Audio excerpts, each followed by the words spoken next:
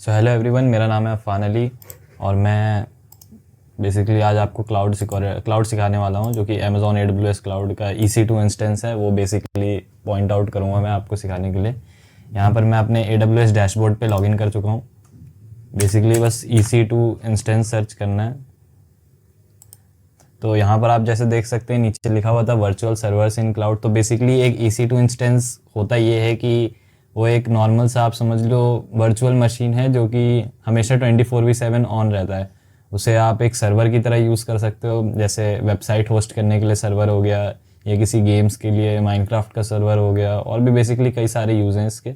Services host हो सकती हैं, फंक्शंस आप होस्ट कर सकते हो, या जो भी आपको रखना हो। बेसिकली हम स्टैटिक HTML वेबसाइट होस्ट करेंगे सैम्पल में, तो और भी वीडियोस में। तो यहाँ पर अगर आपको एक इंस्टेंस बनाना हुआ तो हम EC2 आप सर्च करके यहाँ पर जाओगे।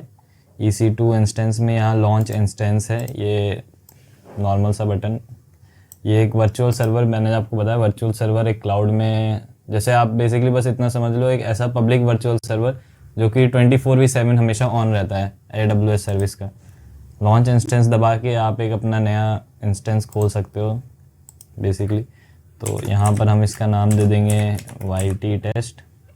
अभी हमसे पूछता है AMI image, Amazon machine image.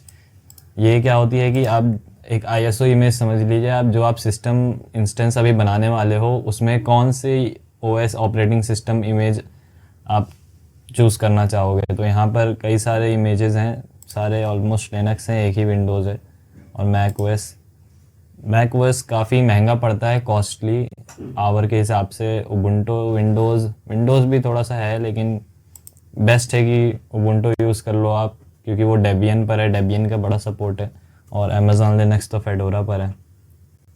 तो यहाँ पर मैंने अमेज़ॉन मशीन इमेज AMI ये रहा। यहाँ से मैंने अपना उबुंटू का वर्ज़न चूज़ कर लिया है, ये फ्री टियर में है। कन्फर्म चेंजेस,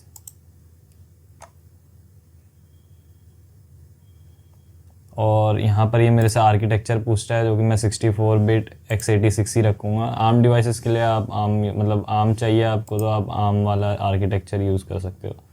यहाँ पर बेसिकली यूज़र नेम उबुंटू ही रहेगा। इंस्टेंस टाइप है, यहाँ पर आपको थोड़ा ध्यान देना होगा, आपके यूज़ के हिसाब से ये इंस्टेंस टाइप रखा जैसे T3.micro में क्या है आप यहाँ पढ़ सकते हो। T3 फैमिली से है, 2 V-Core CPU है, 1 GB रैम है, और इसकी प्राइसिंग यहाँ नीचे लिखी हुई है। On demand Linux base price, sorry Ubuntu pro, ये तो प्रो है। Linux base price 0.0112 USD per hour के हिसाब से आपका कॉस्ट पड़ेगा।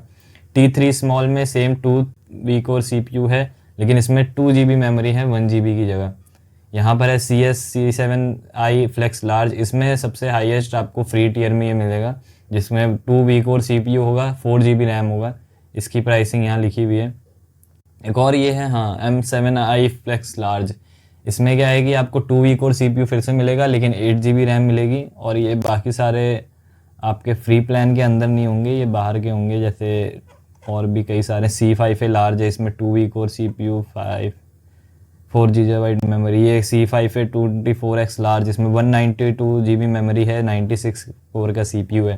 तो ये सब आपके यूज़ के हिसाब के ऊपर है। अभी मैं फ्री प्लान में हूँ, तो मैं T3 स्मॉल चूज़ करूँगा, इसमें 2 GB रैम 2 V-Core CPU है। यहाँ से आप अपना एक की पेयर आपको बनाना पड़ेगा, तो हम नया बना लेते हैं।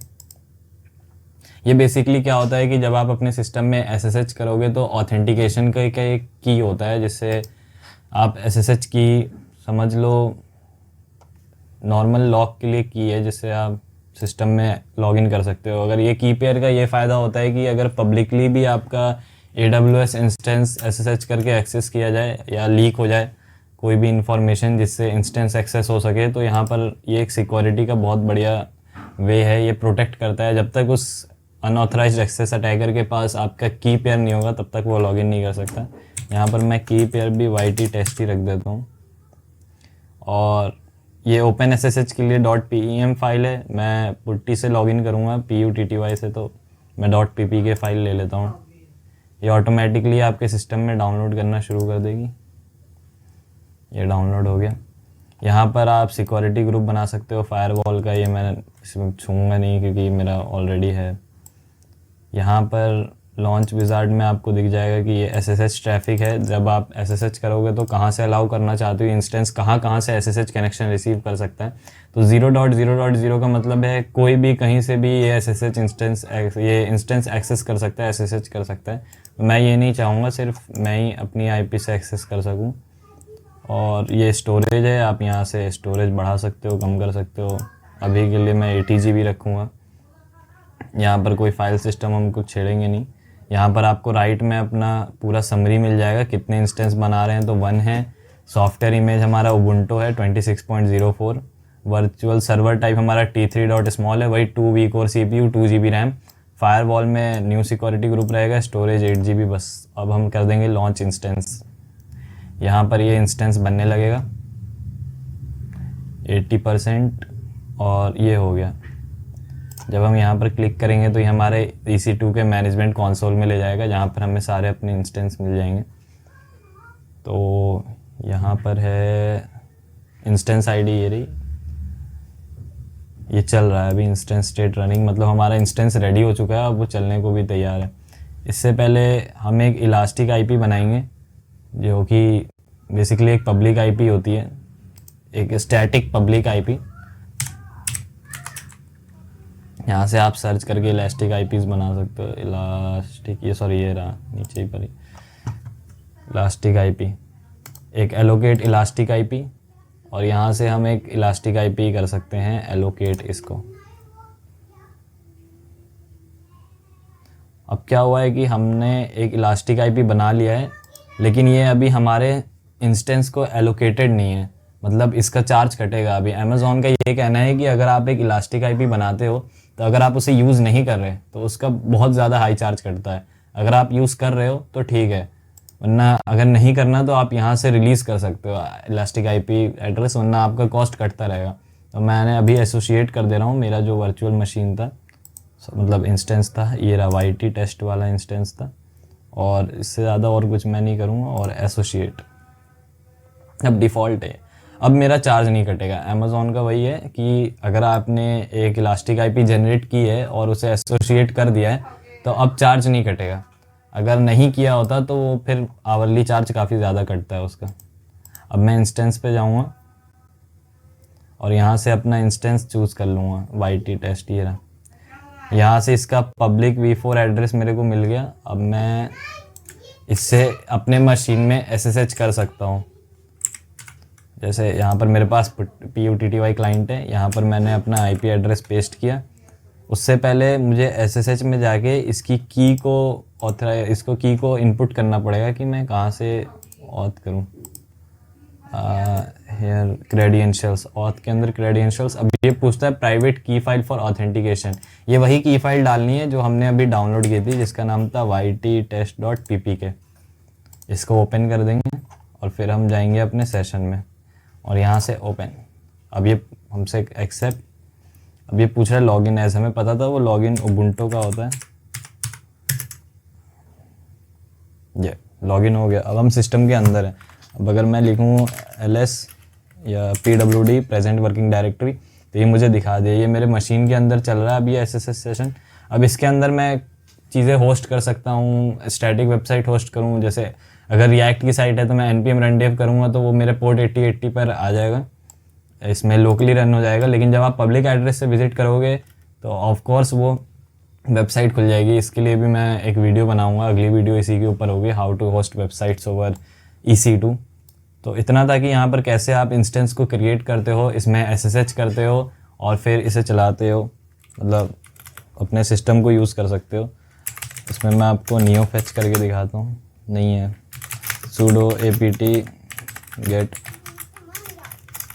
get update।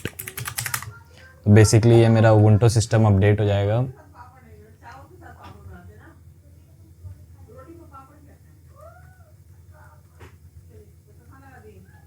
हो गया।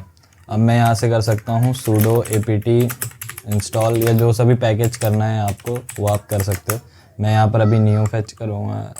आई गेस इसके sources.apt लिस्ट में नहीं है अभी, तो वो हम ऐड करके आगे से फिर पैकेज इंस्टॉल कर सकते हैं। बस आज की वीडियो के लिए इतना ही। बेसिकली हमने क्या सीखा कि कैसे AWS पर अपना इंस्टेंस बनाते हैं, इंस्टेंस क्या होता है, और उसमें SSH करके लॉगिन आप कैसे कर सकते हो। तो बस इतना ही। यहाँ से आप अपना अब SSH देखो। अभी क्या होता है कि ये इंस्टेंस देखो। अब इंस्टेंस में क्या होता है कि जब आपका काम हो गया हो इंस्टेंस का, हाँ, तो यहाँ पर जब हम यहाँ टिक करेंगे, यहाँ पर सेलेक्ट कर लिया अपना इंस्टेंस जो जो हमें मतलब काम हो गया, तो आपको ऑब्वियसली बंद करना पड़ेगा, नहीं तो इसका भी आर्ली चार्ज कटेगा। तो यहाँ इंस्टेंस स्टेट में जाके आप स्टॉप इंस्टेंस कर सकते हो। ये हमसे पूछेगा कि स्टॉप करना है, तो आप स्टॉप। अब हमारा इंस्टेंस स्टॉप हो गया, जो कि अभी हमारा YT टेस्ट था। अब वापस से चालू करना हो तो आप एक्शंस में इंस्टेंस स्टेट में जाके वापस से स्टार्ट कर सकते हो। तो बेसिकली आज के लिए इतना ही। कोई क्वेरीज हुआ तो आप कमेंट बॉक्स में लिख सकते हो, मैं कमेंट पढ़ लूँगा और आंसर कर दूँगा। मैंने इतना ही था आज के लिए। अब अगली वीडियो इस पर होगी कि कैसे HTML साइट्स के होस्ट करें। तो थैंक्स फॉर वॉचिंग।